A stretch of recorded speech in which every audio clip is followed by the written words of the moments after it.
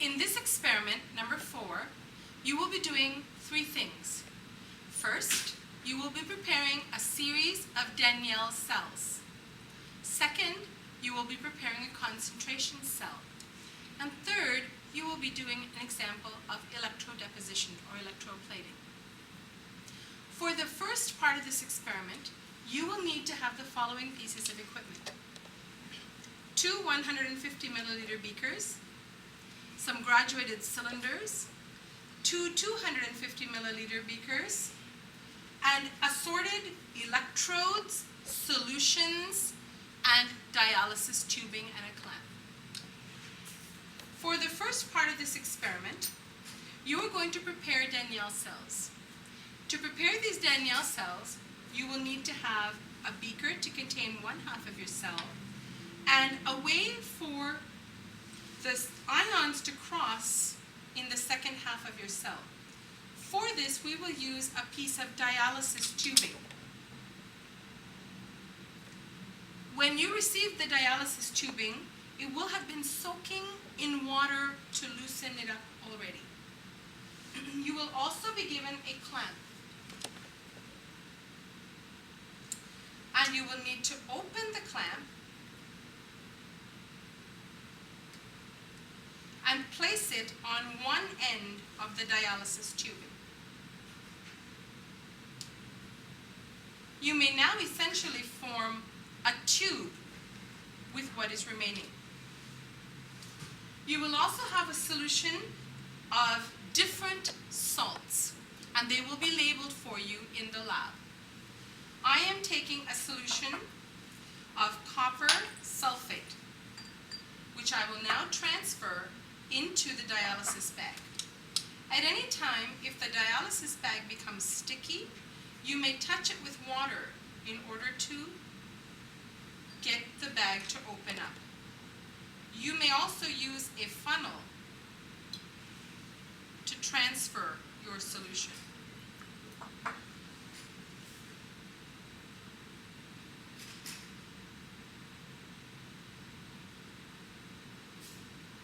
Your dialysis bag should be approximately half full with the solution that you are going to place in it. As this is a solution of copper sulfate, we must ensure that the electrode that is placed in the sac is also a copper electrode. When placing the electrode in the dialysis bag, be careful not to pierce the bag as it is very thin. Place this half cell in a 150 milliliter beaker. There are 4 possible choices of electrode: copper, zinc, iron, and magnesium. For the purpose of this demonstration, we will use zinc as the other half cell. Place the zinc strip in the other 150 milliliter beaker and add the zinc solution. Place only about 50 milliliters of solution in the beaker. You now have the 2 half cells that you required to make a complete cell or a Daniell cell. In order to measure the potential of the cell, we will need to use a voltmeter. There are 3 voltmeters in the lab, and you will alternately be using all 3 of them. The first one is a small voltmeter, which is digital, and we strongly recommend that you use this particular one for the second part of the lab. For the first part of the lab, you can use either the orange voltmeter or the black voltmeter. The black wire should be plugged into the minus or the COM setting, and the red wire should be plugged into the plus setting. You will always use the DC volts section in any voltmeter that you use. You have to make sure you look for DC volts. In the black voltmeter, you will use the DC volts 3-volt range. And you will read on the scale that's at the bottom, 0, 1, 2, and 3 volts.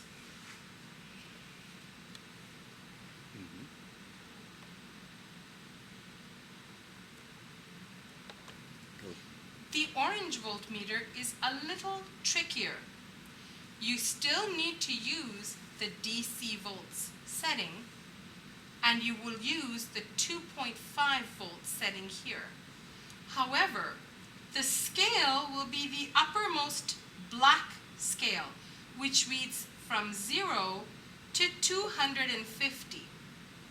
So you will need to use this measuring scale and then divide whatever number you have by 100. So it is the correct voltage. Go.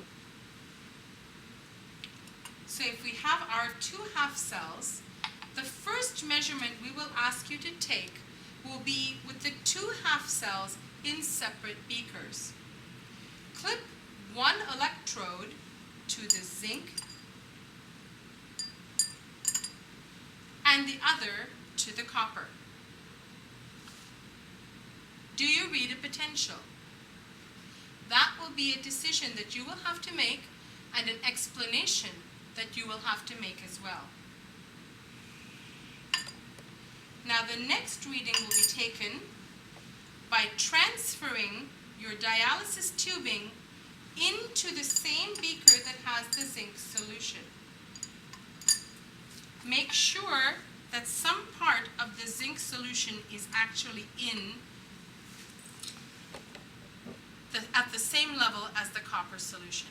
The zinc solution, the copper solution should be evident under the zinc solution. Now, if you connect your wires again, you should be able to read a potential. Be careful not to short the system. For any reason, if you should invert the wires, you will observe that the potential tries to go into the negative region. It simply means that your wires have been reversed.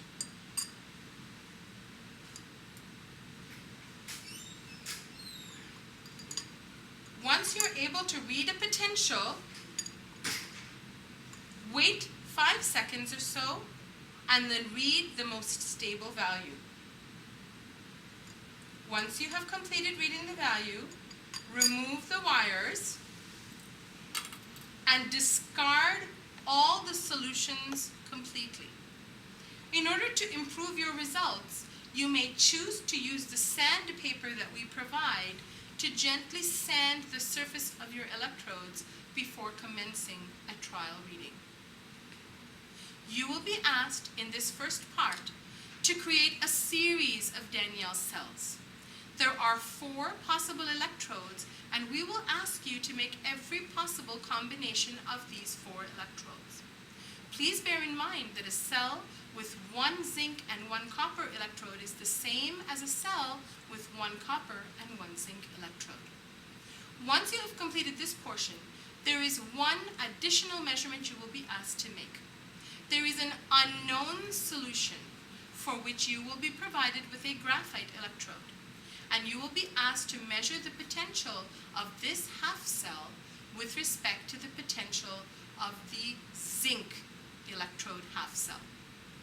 And then you will be asked, if possible, to determine the identity of your unknown. For the second part of this experiment, you will be constructing a concentration cell.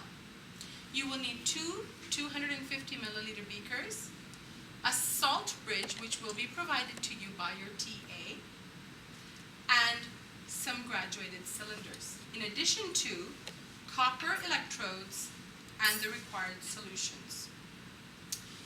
Place the salt bridge across the 2 250 milliliter beakers and place 1 copper electrode in each of the beakers. Obtain the solution of copper sulfate that you need to use for this second part of the experiment and place 50 milliliters of this solution into each of the two 250 milliliter beakers.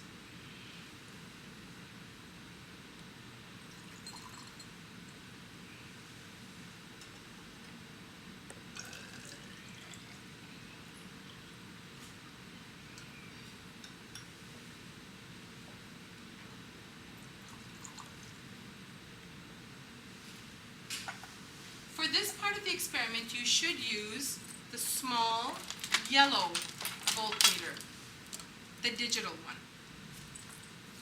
Once again, it should be set to DC volts, and it will be on the 2000 millivolt range.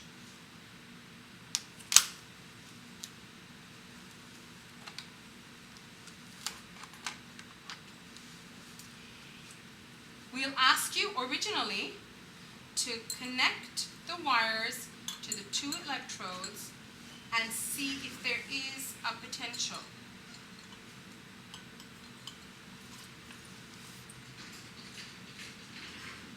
It will be for you to decide if there is or is not a potential, and if there is or is not a potential, why that is the case. Then we will ask you to add 50 milliliters of water to one of the half cells, which we will call A,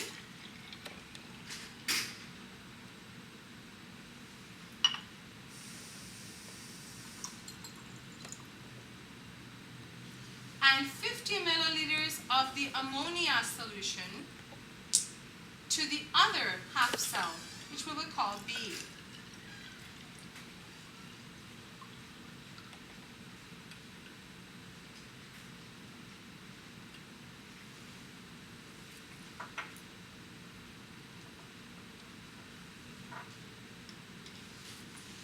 You may leave your electrodes connected, or you may reconnect them at this point.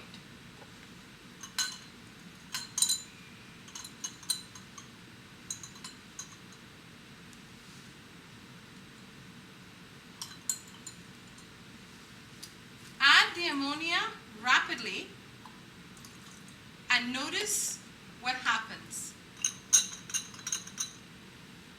You may be able to read a potential, and you will have to note the potential down within 15 to 30 seconds of adding the ammonia to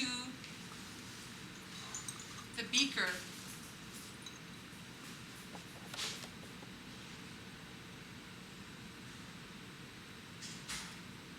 As the ammonia has a strong smell, you may choose to do this portion of the experiment in the fume hood. Once you have taken the potential reading for this half cell, we will ask you to obtain a small amount of sodium sulfide. You must definitely do this part of the experiment in the fume hood. Add the sodium sulfide to the same half cell containing the ammonia and observe what happens to the potential. There are no calculations related to this part. We are simply asking you to observe what happens and explain, if possible, if you see a change in the potential, why it occurs. In the third part of this experiment, you will be electroplating 2 pennies. It is very important that you follow the procedure I'm about to show you exactly in order to obtain beautiful results and also to prevent possible fires in the lab. Your TA will give you 2 pennies. Your TA will also have in your section a beaker containing vinegar and salt. The salt should actually be visible at the bottom of the beaker. For any reason, when you get to your section, if there's no salt visible on the bottom, ask your TA for the bottle of salt and just pour a little bit in so that there's some salt on the bottom of the beaker. Place your 2 pennies inside the salt water bath and swirl for approximately 30 seconds.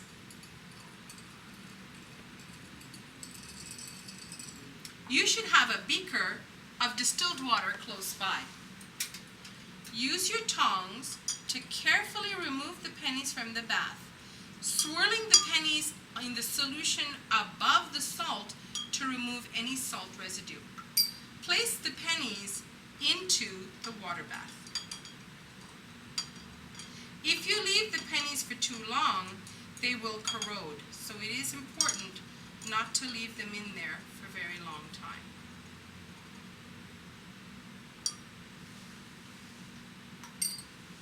Proceed to the closest sink and rinse your pennies thoroughly with distilled water.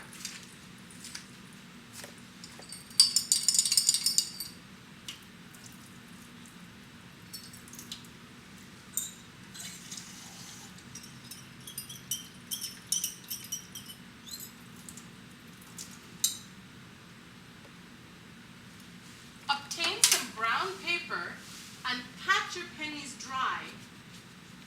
Try as much as possible not to touch the pennies with your fingers.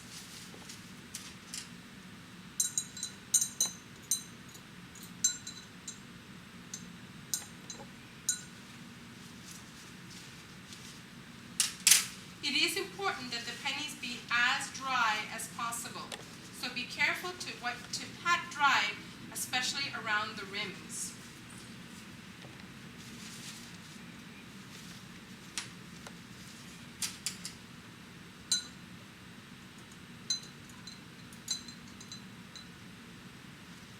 When electroplating a substance, it is extremely important that the surface be as clean and dry as possible.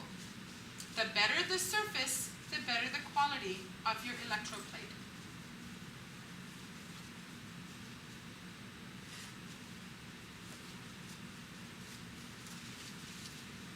Once you have dried your pennies, proceed to the fume hood containing the sodium hydroxide zinc bath.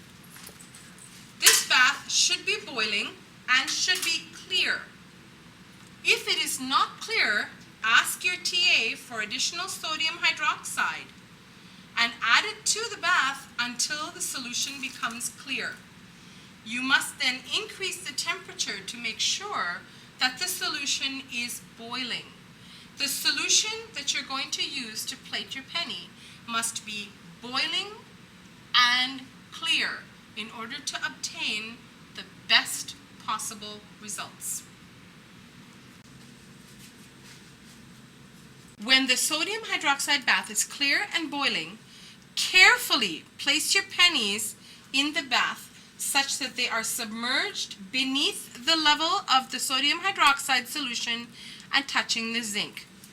You will observe that immediately the pennies begin to become silver in color. If you wish, you may turn the pennies upside down to ensure that the plating is completely even. Do be careful when working in the fume hood. The solution is extremely caustic and corrosive.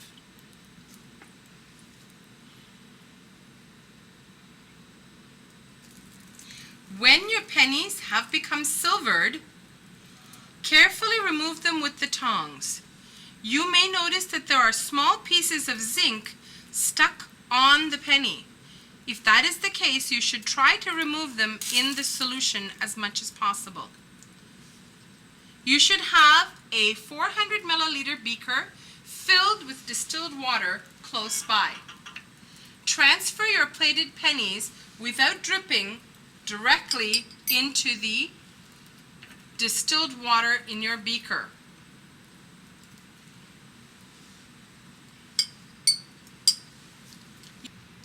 Bring your pennies to the sink.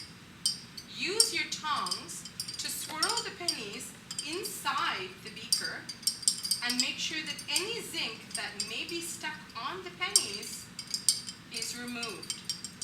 Carefully hold the pennies back and drain the water out. Remember that this water contains concentrated sodium hydroxide.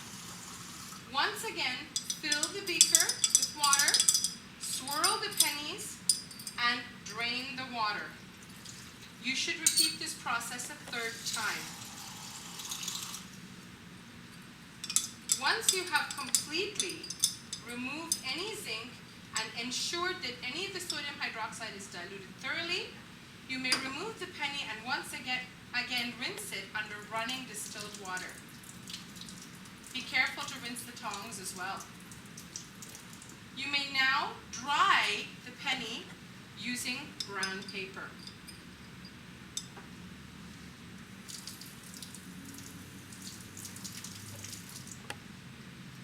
You should then take whatever solution is remaining in the beaker and discard it and rinse the beaker thoroughly once again. Have the pennies dry completely.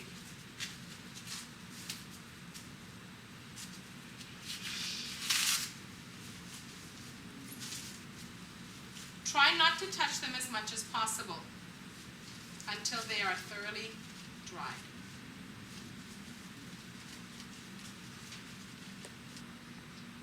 As you can see, we now have 2 silver pennies. You may keep one penny in its original silver color and bring the other penny to a clean hot plate. Place it on a corner of a clean hot plate. This hot plate should be on the highest setting possible. If you watch very rapidly, the penny will change color and turn into a gold color.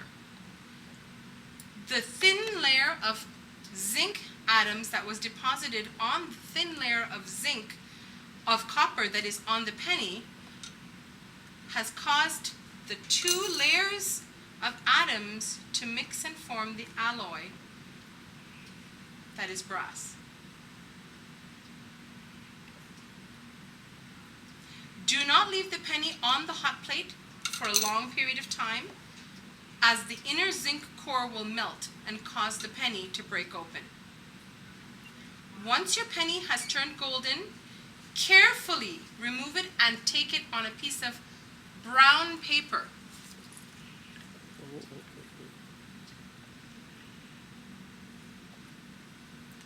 You should now rinse the penny thoroughly in cold water, as it is at approximately 400 degrees.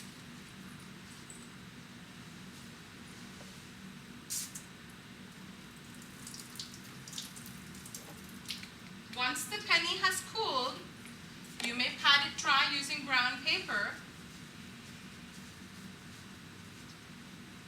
and then it is strongly recommended that you keep the pennies separate from the other change in your pocket. If they are abraded frequently, the coatings will come off.